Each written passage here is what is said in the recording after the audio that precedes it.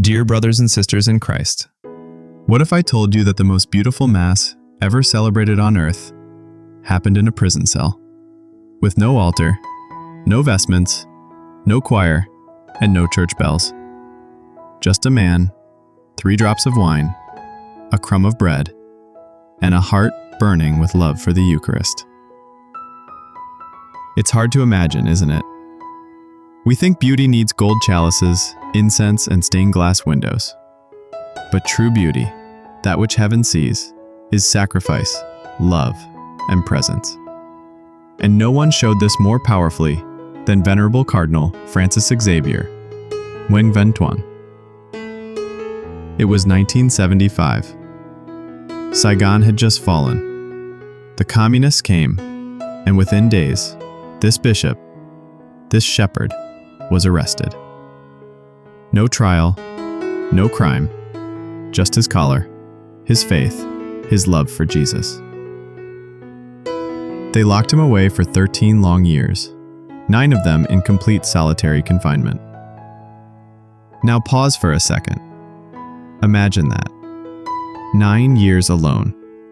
No light, no companionship, no freedom.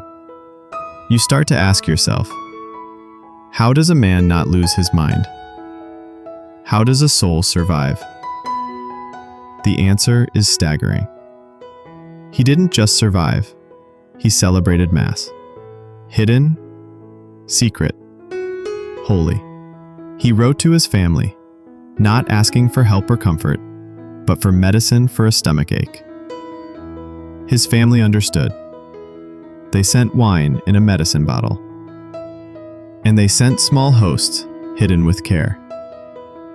So there in the shadows, in the silence of his cell, around 3 p.m. every day, this brave man of God would lift 3 drops of wine and 1 drop of water into the palm of his hand. He'd whisper the words of consecration, and heaven would come down to earth in a communist prison cell. Think about that. The most beautiful Mass wasn't televised or sung with choirs. It was wept in silence.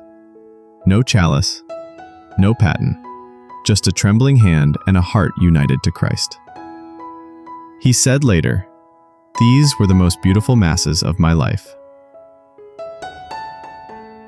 It wasn't just the suffering, it was the love.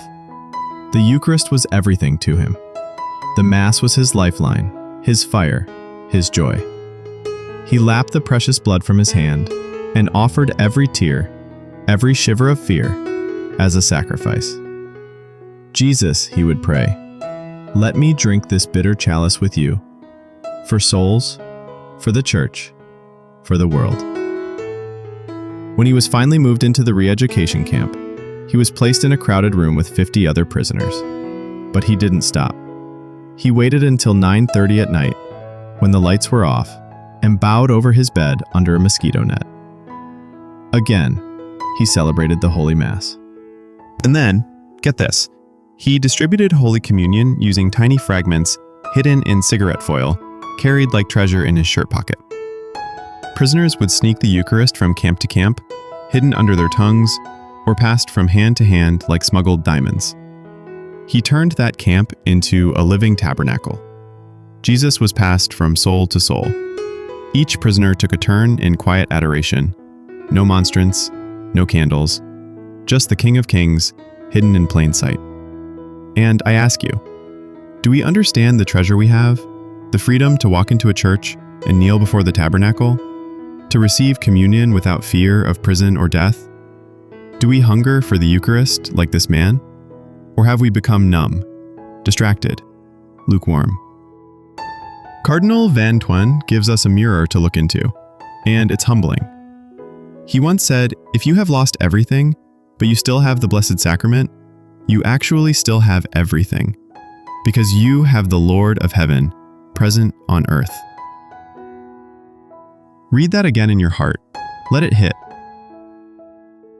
If you have Jesus in the Eucharist, you lack nothing. Because the Eucharist is not a symbol, it's not a memory, it's a person. It's Jesus Christ, body, blood, soul, and divinity, The very same Jesus who walked the shores of Galilee, the same one who raised Lazarus, calmed the storm, and gave his life on the cross. He is the one you receive on your tongue. He is the one who waits for you in the tabernacle. He is the one who entered that prison cell each day and turned a communist hell into heaven on earth. So ask yourself, when was the last time you really longed for the Eucharist? Not just showed up for Sunday Mass, but ached for it. Would you fight for it? Would you risk for it?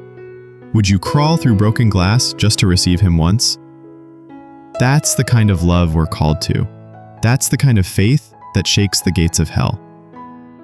And listen, this isn't about guilt. It's about awakening. You're loved. You're invited.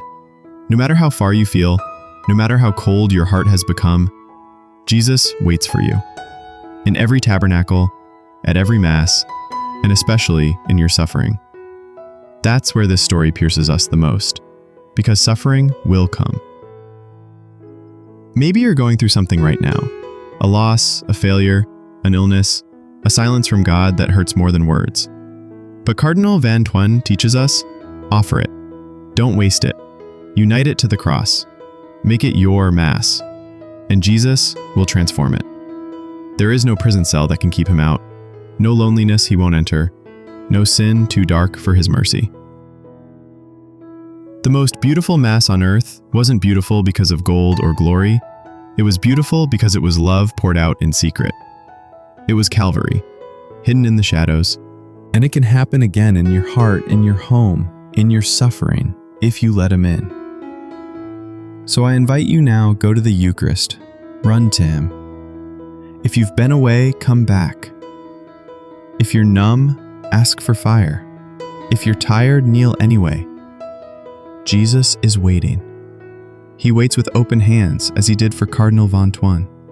And the miracle of love is this: if you have the Eucharist, you already have everything. God bless you, and remember, you are deeply loved.